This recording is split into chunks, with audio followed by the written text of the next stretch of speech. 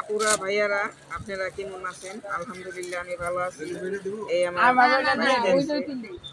এই আমাগো দেশের আইন আছে, নিয়ম আছে, দূরণী করণে কাপড় দিতে হয়, তারপরে খবরের কাপড় দিতে হয়। এই যে কাপড় কিনতে আসছি, শাড়ি কাপড় কিনলাম, থ্রি পিস কিনলাম, লুঙ্গি লুঙ্গি পাঞ্জাবি গেঞ্জি কিনছি। এই তা আপনারা সবাই দোয়া করবেন ওরা জানি সুশিক্ষিত শিক্ষা সুশিক্ষিত বানায় জানি আল্লাহ জানি গড়ে তুলতে পারে। ওর মা বাপের মনের আশা যেন পূর্ণ করে আল্লাহ। আপনারা সবাই দোয়া করবেন ওর জন্য, আল্লাহ যেন ওরে নেক হায়াত দান করে। আর মা বাপের অনেক আশা ভরসা থাকে সন্তান নিয়েই, আর মা বাপের মনের আশা যেন আল্লাহ পূরণ করে। ঠিক আছে, সাথে থাকেন।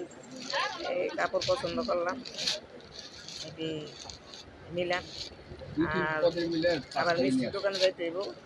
মিষ্টি অর্ডার করছে আমার ভাই, 65 কেজি মিষ্টি অর্ডার করছে। অর্ডারের মিষ্টি আজকে নেমু বাসায় বিলানের জন্য 35 কেজি। আর কালকে ভাইয়ের শ্বশুর বাড়ি নেমু 20 কেজি। আর আমার বাসার জন্য, আমার নন্দননাসের জন্য আমাদের বাসার আর বাদ বাকি 10-12 কেজি থাকবো, যদি আবার শনিবার দিন নেবো। তাই টাকা অগ্রিমী দেওয়া।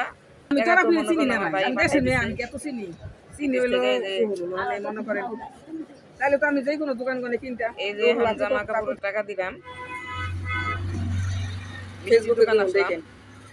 এখন এই যে দেখেন এই দোকানের মানুষ অনেক ভালো, আচার ব্যবহার অনেক ভালো, কাপড়ের দোকানের লোক অনেক ভালো। এই যখন গাড়িতে উঠলাম মিষ্টি নিয়ে, এই যখন বাসায় আসছি, আত্মীয় স্বজনের বাসায় তো মনে করেন কেজি হিসাবে দিতে হয়, এমনি দেওয়া যান।